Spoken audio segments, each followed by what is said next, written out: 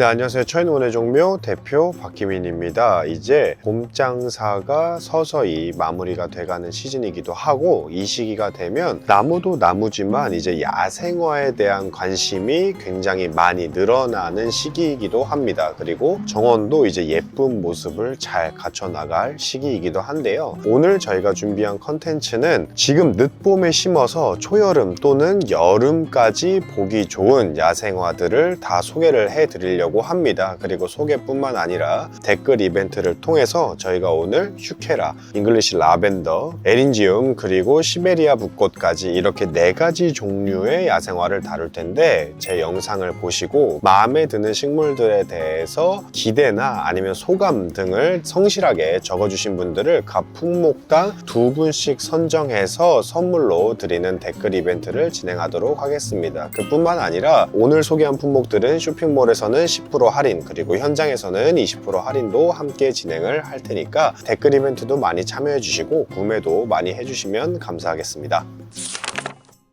제일 첫 번째로 소개를 해드릴 건 잉글리시 라벤더 계열을 소개를 먼저 해드리도록 하겠습니다. 여러분들에게 라벤더라는 식물은 허브로나 아니면 그 보라색 꽃으로나 여러분들이 이미 잘 알고 계실 텐데, 그 중에서 이 잉글리시 라벤더는 우리나라 환경에서 거의 유일하게 월동을 할 수 있는 계열의 라벤더라고 생각을 해주시면 되겠습니다. 이 잉글리시 라벤더 같은 경우는 아무리 키워도 1m 이상 자라기 힘든 외성형이면서 굉장히 조밀하고 덤불 형태로 자라주기 때문에, 지금 보시면 이 잉글리시 라벤더가 단순히 초록색이라기보다는 살짝 은빛이 스며들어 있습니다. 그래서 은빛이 스며들어 있는 녹색 잎과 그리고 여름 내내 보라색 꽃 또는 하얀색 꽃을 여러분들이 볼 수 있어서 굉장히 군식용으로도 아니면 낮은 울타리용으로도 포인트용으로도 활용하기 좋은 식물이라고 보시면 될 것 같고요. 한여름 내내 피는데 일찍 꽃이 질 때쯤 빨리 전지를 하게 되면 초가을에 한 번 더 개화를 하기도 합니다. 물론 여름만큼 개화량이 많지는 않지만 그래도 한 번 더 개화를 하기도 하기 때문에 꽃을 좀 더 길게 보시고 싶은 욕심이 있으신 분들은 좀 조기에 전지를 해주시는 것도 권장을 드리고요. 그리고 이 잉글리시 라벤더의 잎은 이렇게 비비거나 가까이서 냄새를 맡으면 아주 향기로운 라벤더 향이 나기도 하는, 잎으로도 꽃으로도 굉장히 관상 가치가 출중한 그런 식물이라고 보시면 되겠습니다. 그리고 추위에도 굉장히 강하고 가뭄에도 굉장히 강한데, 주의하셔야 될 건 과습에 상당히 약해서 배수가 아주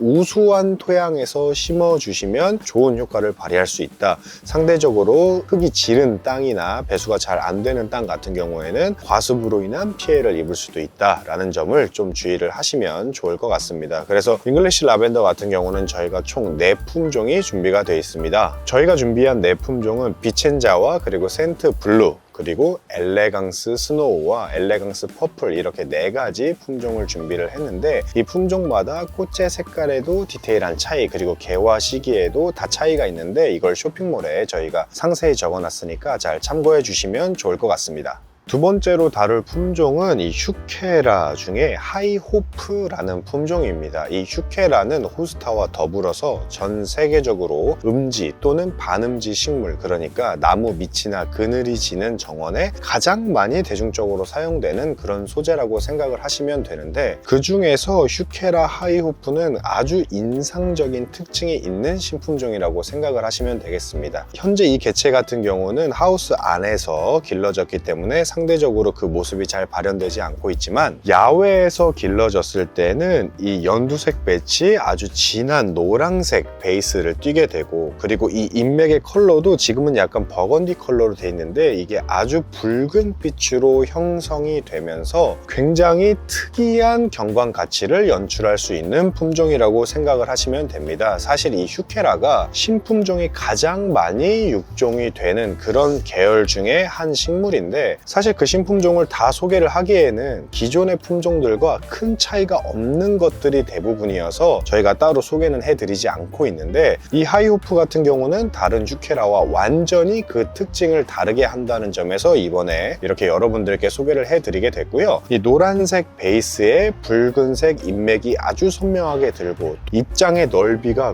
굉장히 커서 슈케라를 이미 좋아하시는 분들 중에서도 이 하이호프는 굉장히 특이한 구별 구별점을 가지고 있는 우수한 수종이라고 생각이 듭니다. 다만 이제 기존의 휴케라 같은 경우는 상록성은 유지하지 않더라도 숙군의 형태로, 그러니까 겨울이면 위에 상단부가 다 없어지고 마르고 다시 이듬해 새순이 자라나는 형태로 성장을 하게 되는데, 이 하이호프 같은 경우는 저희가 테스트를 해본 결과 중부 지역에서도 월동을 잘 하기도 하고 못하는 경우도 아주 가끔 있어서 아직은 조금 더 완벽히 월동 온도를 파악하기에는 시간이 필요한 것으로 보입니다. 다만 저희 테스트에서는 어느 정도 성공을 했다는 점을 말씀을 드리고요. 앞서 말씀드렸던 것처럼 기존의 휴케라보다 완전히 다른 미관적인 특징이 있기 때문에 여러분들이 그늘이나 특히 반그늘 정도의 이 하이호프를 심게 되면 꽃보다도 훨씬 화려한 관상 가치를 연출하면서 기간도 훨씬 길게 볼 수 있는 아주 좋은 품종이다 라는 생각이 듭니다.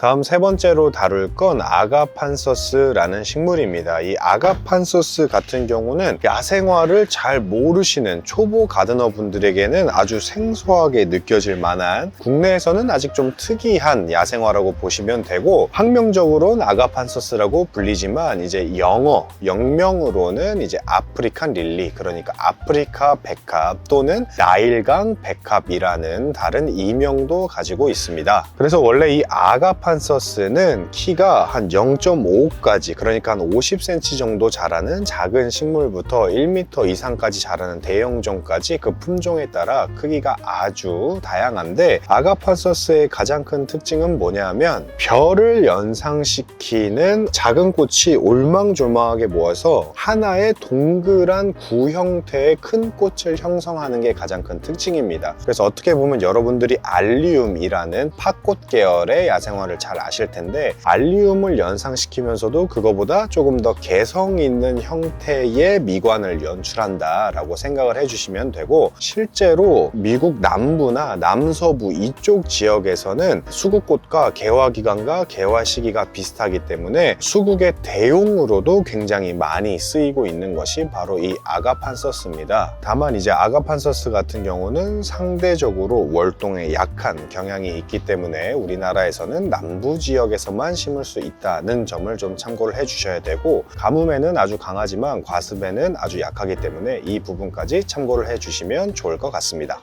다음으로 소개를 해드릴 건 에린지움입니다. 이 에린지움 같은 경우는 아가판서스처럼 여러분들에게 상대적으로 조금 생소할 수도 있는 그런 야생화라고 생각이 드는데요. 이렇게 엉겅퀴처럼 이파리가 자라면서 그 위로 푸른색의 꽃이 아주 개성 있는 형태로 피는 게 가장 큰 특징인 야생화라고 생각을 하시면 좋겠습니다. 그래서 이 에린지움도 품종에 따라 키가 한 40-50cm 자라는 것 부터 1m 이상 자라는 것까지 굉장히 품종에 따라 그 크기도 다양한데요. 이 에린지움의 가장 큰 장점은 앞서 서두에 말씀을 드렸던 것처럼 이 엉겅퀴 같은 잎 위로 피는 그 푸른 꽃의 모양이 조화를 연상시킬 만큼 굉장히 특이한 미관을 자랑하면서 단순한 푸른색 또는 흰색이 아니라 거기에 실버의 톤이 엮여 있어서 빈티지한 무드를 내기에 굉장히 적합한 그런 야생화라고 생각을 해주시면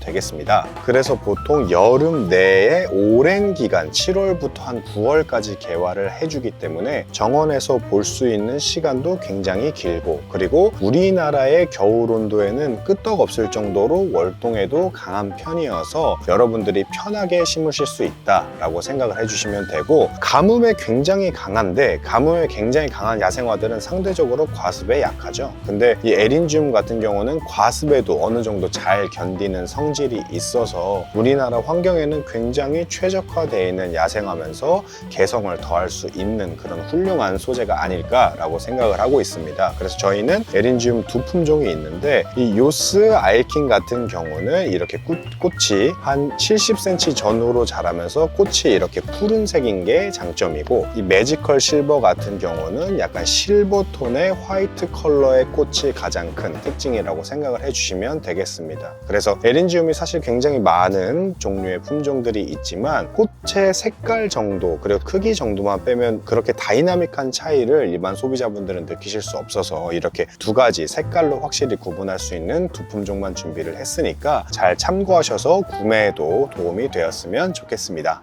그 다음 이제 마지막으로 소개를 해드릴 건 시베리카 또는 시베리아 붓꽃이라고 불리는 것들입니다. 간혹 가다가 이제 시베리아 붓꽃을 일본 붓꽃과 같다고 설명하시는 분들이 있는데 사실 차이가 있으니까 그 부분은 주의하시는 게 좋을 것 같고요. 붓꽃은 여러분들이 잘 아시다시피 더치 아이리스라고 하면 네덜란드 붓꽃, 그리고 젊은 아이리스라고 하면 독일 붓꽃 등 붓꽃은 국가나 아니면 지역에 따라서 그 이름들이 다 붙여져 있는데, 이 시베리아 붓꽃 같은 경우는 당연히 시베리아에서 탄생을 한 붓꽃 계열들이고, 그렇다 보니까 월동도 굉장히 강한데 이 수많은 붓꽃 계열 중에 독일 붓꽃과 더불어서 가장 꽃이 화려한 계열이 바로 이 시베리아 붓꽃이기도 합니다. 독일 붓꽃과 시베리아 붓꽃이 가장 꽃이 화려한 것들인데, 독일 붓꽃은 이파리의 이 너비가 상대적으로 넓은 편이라면 시베리아 붓꽃 같은 경우는 이파리가 이렇게 좁게 자라는 게 가장 큰 특징이라고 생각을 하시면 될 것 같고요. 이 시베리아 붓꽃이 꽃이 화려한 것도 화려한 거지만 다른 붓꽃에 비해서 가장 빼어난 장점이 뭐냐 하면 강건한 생육적 특성입니다. 이게 무슨 소리냐 하면 추위에도 굉장히 강하면서 과습에도 굉장히 강하고 진흙이나 마사나 이런 토질도 크게 가리지 않고